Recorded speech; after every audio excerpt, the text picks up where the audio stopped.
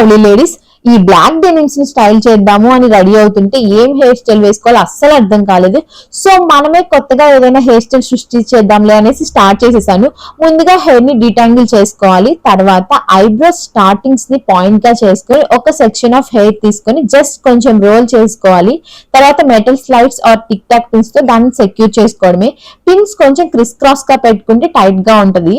వీడియోలో చూపించిన విధంగా మిగిలిన 2 సైడ్స్ కూడా ఇయర్స్ ని పాయింట్ చేసుకొని హెయిర్ ని తీసుకొని సేమ్ ఇందంగా చూపించిన విధంగానే కొంచెం రోల్ చేసుకొని పిన్స్ తో సెక్యూర్ చేసుకోవడమే.